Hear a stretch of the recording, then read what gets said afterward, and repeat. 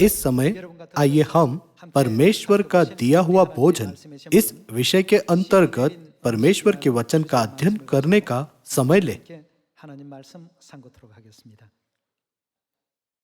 इन दिनों लोगों के बीच कई बीमारियां प्रचलित है और लोग अपने स्वास्थ्य के बारे में बहुत अधिक चिंतित है।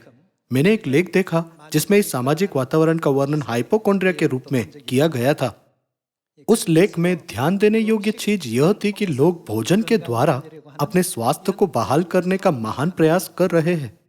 सुपर फूड नामक एक शब्द है। हाल ही में मैंने यह शब्द पहली बार सुना। यह हमारे आसपास आम लग रहा था।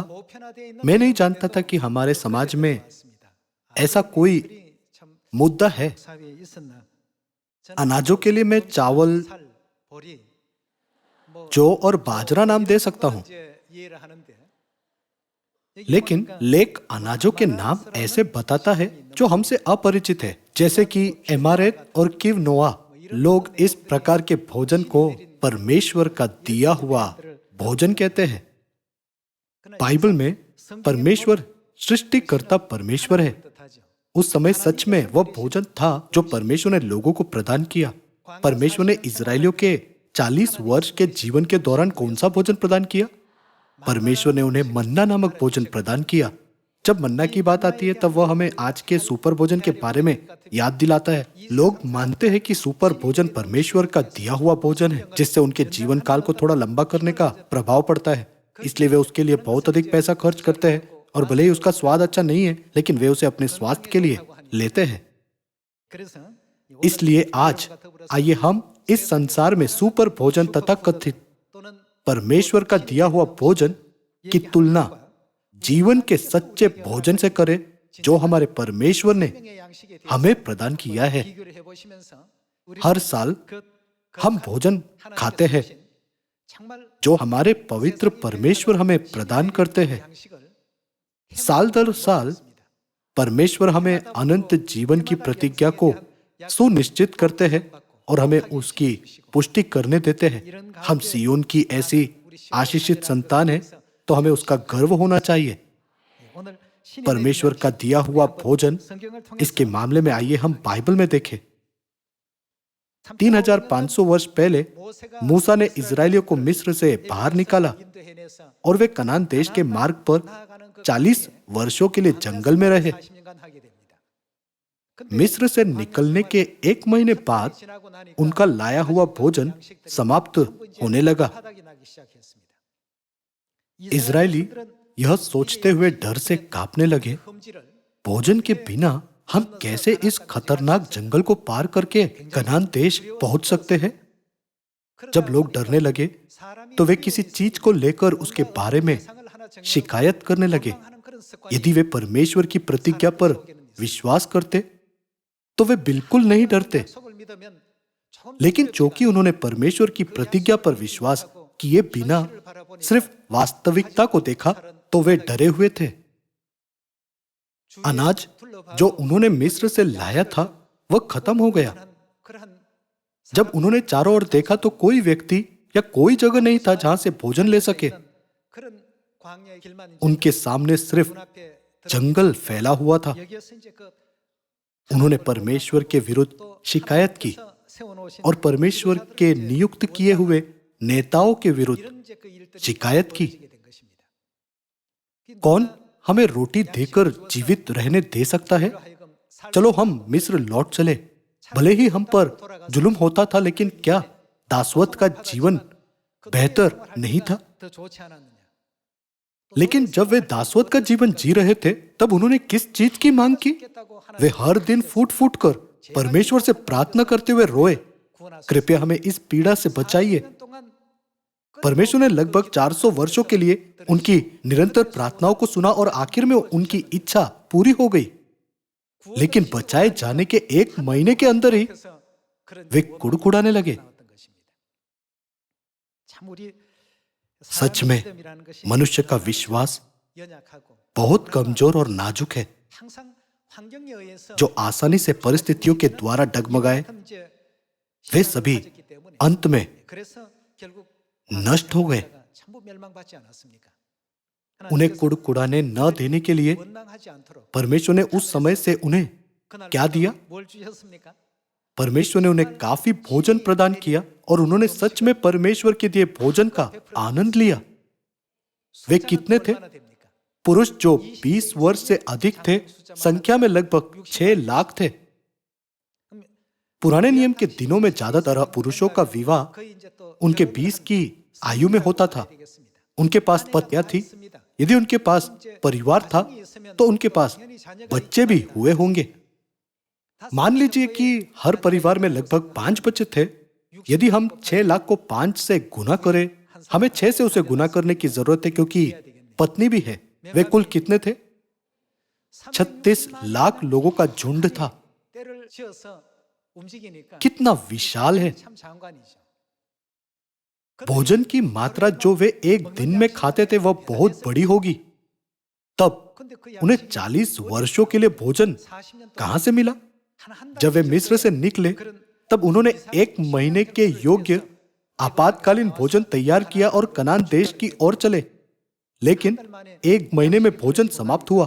क्योंकि वे भूखे थे तो वे कुड़कुड़ाने और शिकायत करने लगे। तब परमेश्वर ने स्वर्ग का फाटक खोला और स्वर्ग में रखा हुआ मन्ना यानी भोजन को बरसात की तरह उंडेला। यही वह भोजन है जो परमेश्वर ने उन्हें प्रदान किया। यह सचमुच परमेश्वर का दिया हुआ भोजन है।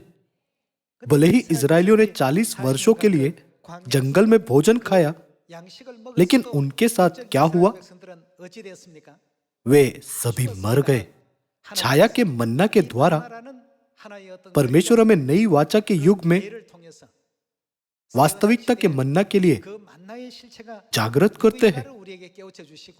साथ ही परमेश्वर हमें वह सत्य जानने देते हैं जो हमें आत्मिक मन्ना खाने के सक्षम बनाता है जो गुप्त रखा गया था।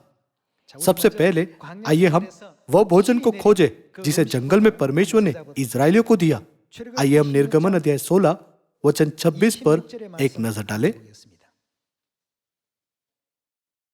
6 दिन तो तुम उसे बटोरा करोगे, परंतु 7वां दिन तो विश्राम का दिन है, उसमें वह ना मिलेगा। तो भी लोगों में से कोई 7वें दिन भी बटोरने के लिए बाहर गए, परंतु उनको कुछ ना मिला। तब यहोवा ने मूसा से कहा, तुम लोग मेरी आज्ञाओं और व्यवस्थाओं को कब तक नहीं मानोगे? देखो, यहोवा ने जो तुमको विश्राम का दिन दिया है, इसी कारण वह 6वें दिन को 2 दिन का भोजन तुम्हें देता है। इसलिए तुम अपने अपने यहाँ बैठे रहना। 7वें दिन कोई अपने स्थान से बाहर ना जाना। अतः लोगों ने 7वें दिन विश्राम किया। इजराइल के घराने ने उस वस्तु का नाम मन्ना रखा और वह धनिया के समान श्वेत था और उसका स्वाद मधु के बने हुए पुए का सा था। फिर मूसा ने कहा, यहोवा ने जो आज्ञा दी वो यह है कि इसमें से ओमेर भर अपने वंश की पीढ़ी पीढ़ी के लिए रख छोड़ो, जिससे वे जाने कि यहोवा हमको मिस्र देश से निकालकर जंगल में कैसी रोटी खिलाता था। तब मूसा ने हारून से कहा, एक पात्र लेकर उसमें ओमेर भर लेकर उसे यहोवा के आगे धर दे कि वह तुम्हारी पीढ़ियों के लिए रखा रहे। जैसी आज्ञा यहोवा ने मूसा को दी थी उसी के अनुसार हारून ने उसको साक्षी के संदूक के आगे धर दिया कि वह वहीं रखा रहे। इजराइल जब तक बसे हुए देश में ना पहुंचे तब तक अर्थात 40 वर्ष तक क्या खाते रहे? मन्ना खाते रहे। दूसरे शब्दों में, भोजन खाते हुए जिसे परमेश्वर ने स्वर्ग से उन्हें प्रदान किया, वे 40 वर्षों के जंगल के जीवन में चले।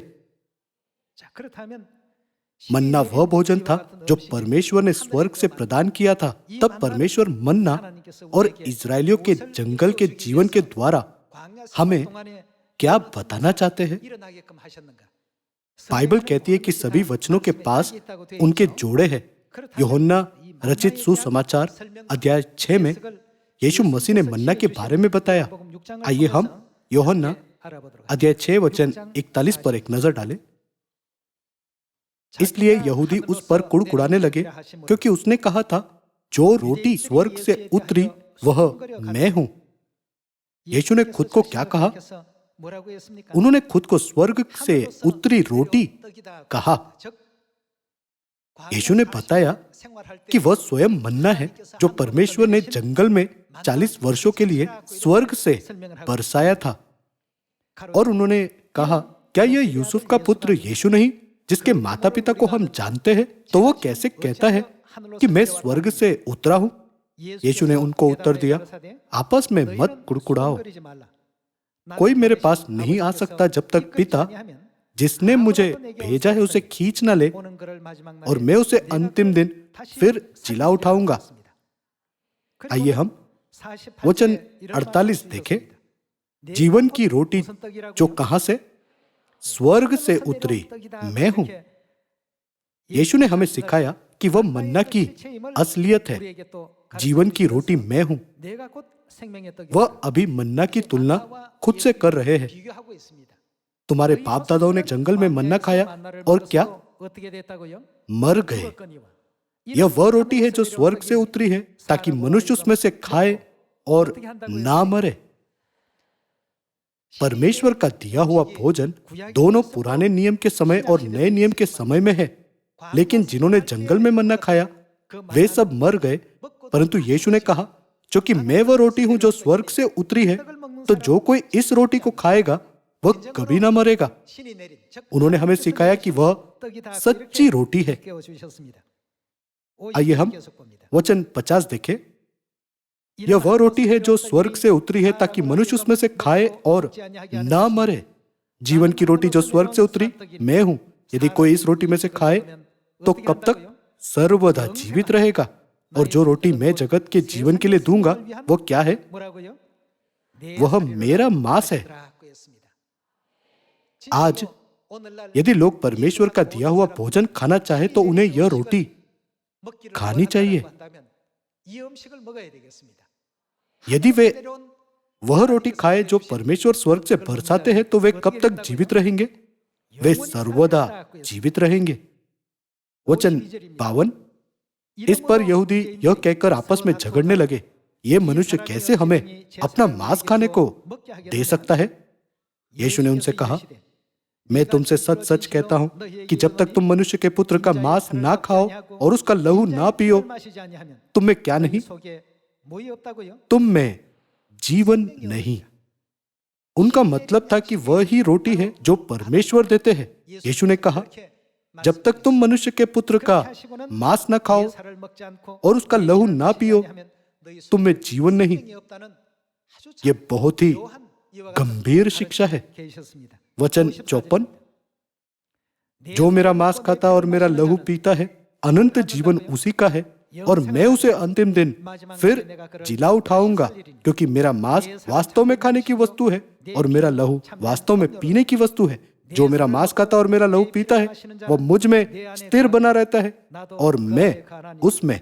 जैसा जीवते पिता ने मुझे भेजा और मैं पिता के कारण जीवित हूं, वैसे ही वह भी जो मुझे खाएगा मेरे कारण जीवित रहेगा।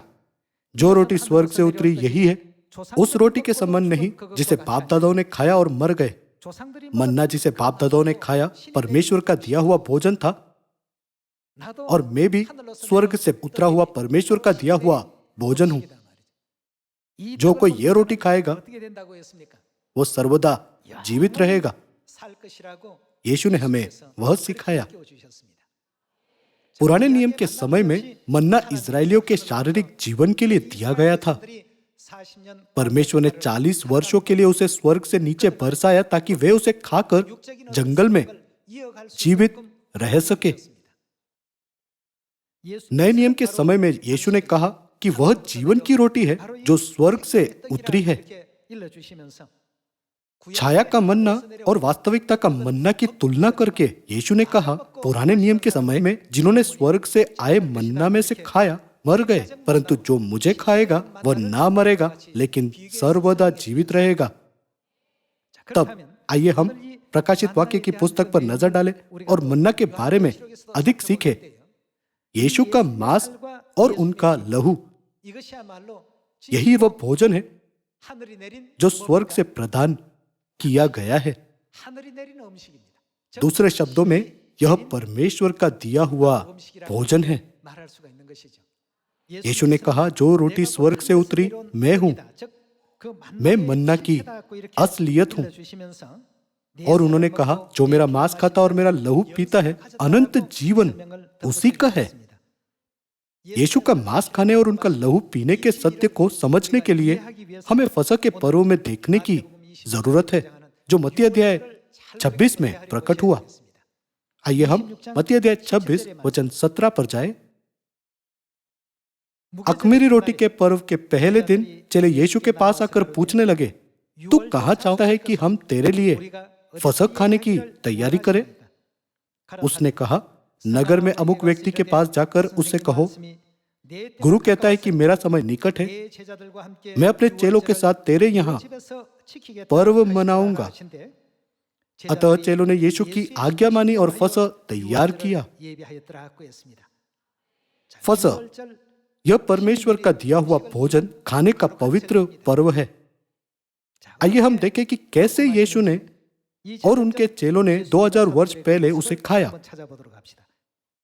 आइए हम वचन 26 देखें। जब वे खा रहे थे तो यीशु ने रोटी ली और आशीष मांगकर तोड़ी, और यह कौन सी रोटी है? यह फसह मनाने का दृश्य है। उन्होंने फसह की रोटी ली और आशीष मांगकर तोड़ी और चेलों को देकर कहा, लोग खाओ, यह मेरी देह है। फिर उसने कटोरा लेकर धन्यवाद किया। कटोरे में फसह का दाखमधु है ना? उसने फसह का दाखमधु लिया और उन्हें देकर कहा, तुम सब इसमें से पियो, क्योंकि यह फसह का दाखमधु वाचा का मेरा वह लहू है, जो बहुतों के लिए पापों की क्षमा के निमित्त बहाया जाता है। यह सबसे बहुमूल्य भोजन है जो परमेश्वर ने मानव जाति को प्रदान किया। यह भोजनों का भोजन, पवित्र रोटी, पवित्र भोजन है। यीशु ने फसह की रोटी और दाखमधु का अर्थ यह कहते हुए बताया, फसह की रोटी मेरी देह, मेरा मांस है, और फसह का दाखमधु मेरा बहुमूल्य लहू है।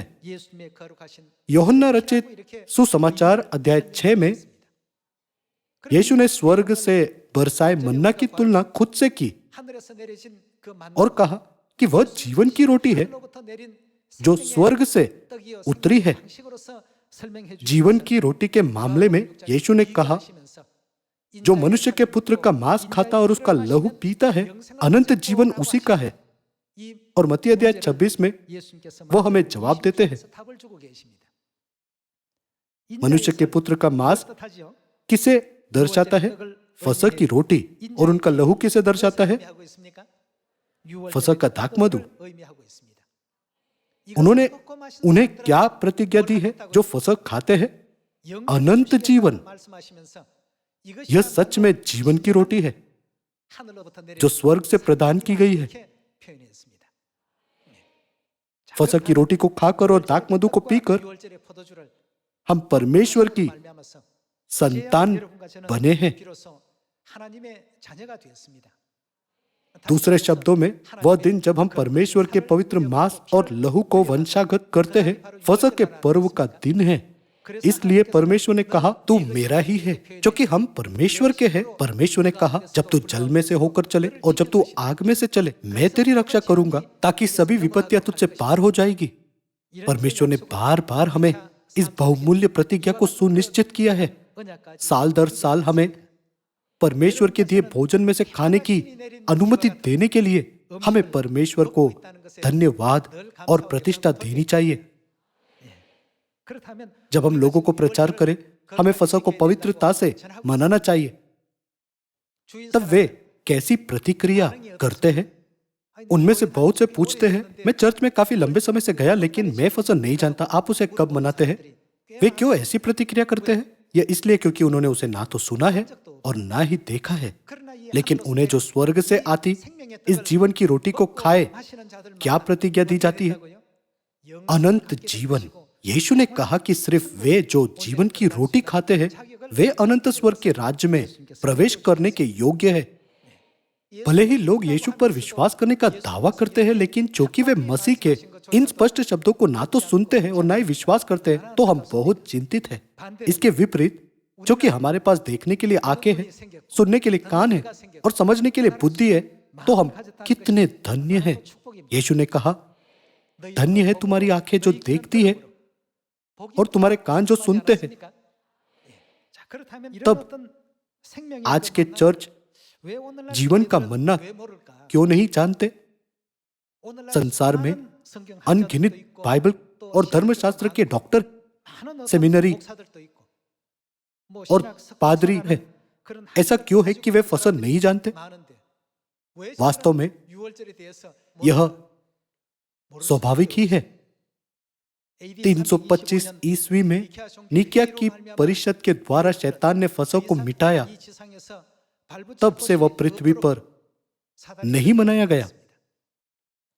चूंकि फसह पृथ्वी पर गायब हो गया, तो परमेश्वर किसी भी तरह से अपनी संतानों को जीवन का भोजन देना चाहते थे। इसलिए परमेश्वर ने जीवन के भोजन के बारे में क्या किया? यशाया की पुस्तक अध्याय 25 कहता है, वह निथरा हुआ है।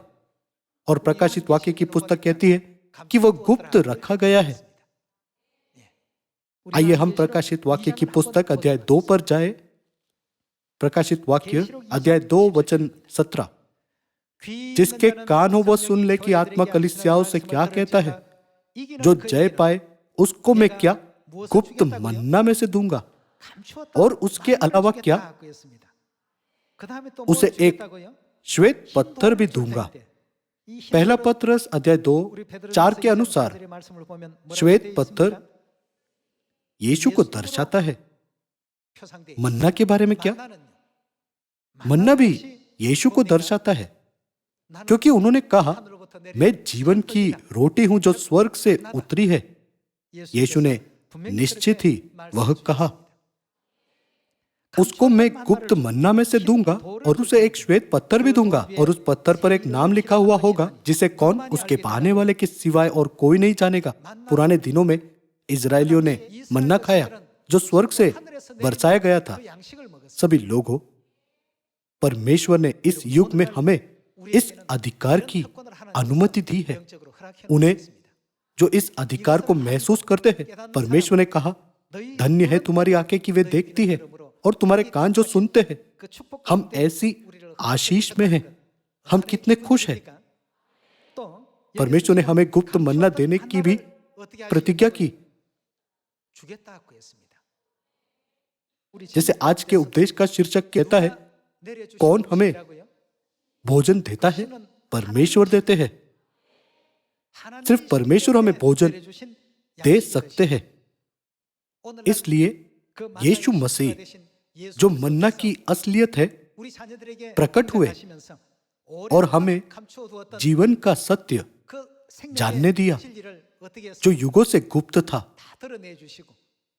वह फसह की रोटी और दाखमधु के साथ हमारे सामने प्रकट हुए।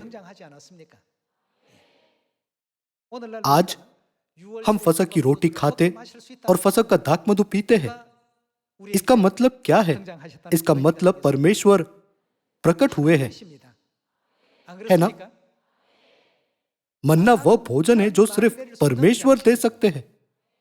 यह भोजन कभी मनुष्य के द्वारा नहीं दिया जा सकता। यह स्वर्ग से दिया जाता है। इसलिए यीशु ने कहा, मैं जीवन की रोटी हूं जो स्वर्ग से उतरी है। यदि कोई है जिसने इस अंतिम युग में हमें गुप्त मन्ना लाया है, तो वह कौन है? मन्ना किस सत्य को दर्शाता है? फसह, है ना?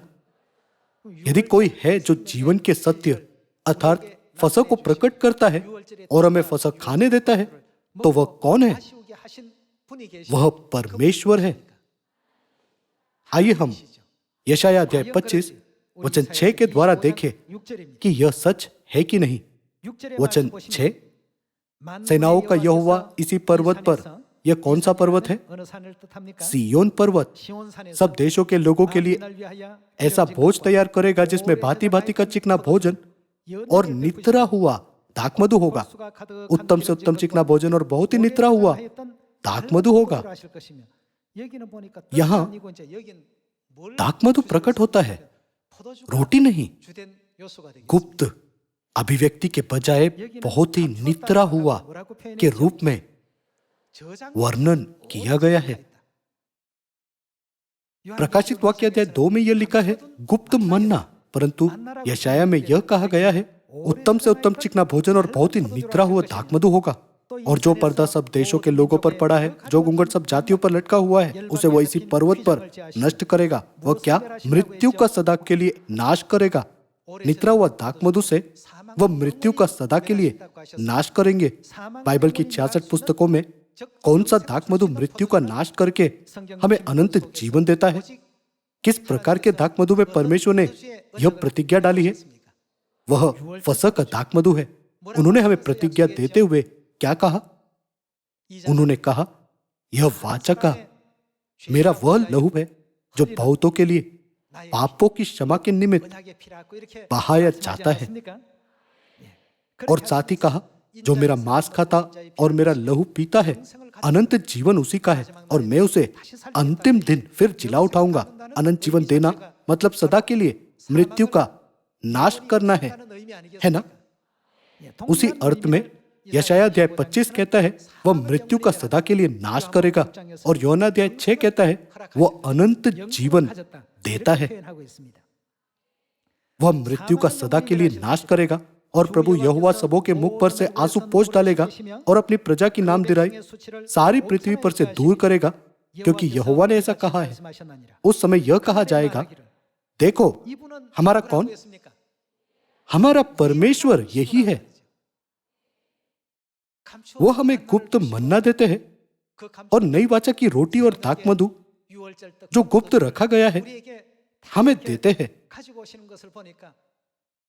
यह परमेश्वर का दिया हुआ भोजन है। यदि हम दिए हुए भोजन को जाने तो हम आसानी से परमेश्वर को खोज सकते हैं जो भोजन देते हैं। सिर्फ कौन हमें यह भोजन दे सकता है? वह सिर्फ परमेश्वर है। आज बहुत से ईसाई और धर्मशास्त्री हैं, चाहे वे कितने भी क्यों ना हो। क्या कोई ऐसा है जो कहता है हमें नई वाचा का फसह मनाना चाहिए, नहीं तो हम अनंत जीवन नहीं पा सकते? नहीं। बाइबल इस घटना का वर्णन कैसे करती है? वह गुप्त के रूप में उसका वर्णन करती है। क्योंकि परमेश्वर ने उसे गुप्त रखा तो कोई उसे खोज नहीं सकता, सिर्फ परमेश्वर आकर उसे खोजते हैं। आज हमें मन्ना दिया गया और स्वर्ग के लोगों के रूप में मुहर लगाई गई है, और नई वाचा के फसह में हमारा नेतृत्व हुआ है ताकि हम स्वर्ग में प्रवेश कर सके। किसने हमें सियोन में लाया है?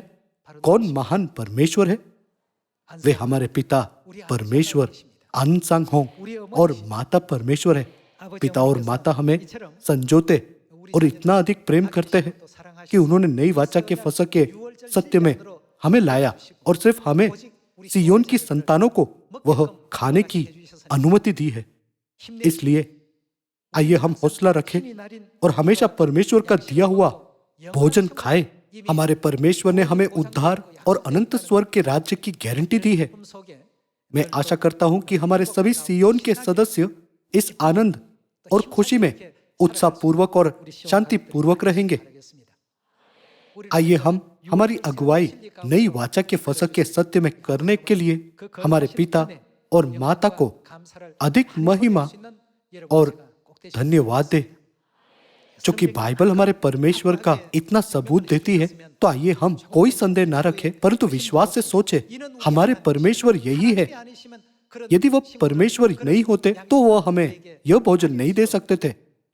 इस दृढ़ विश्वास के साथ आइए हम पिता अनसांग होंग और नई यरूशलेम स्वर्गीय माता को अधिक महिमा दे। इसी के साथ मैं यह उपदेश समाप्त करना चाहूंगा। आपका बहुत बहुत धन्यवाद।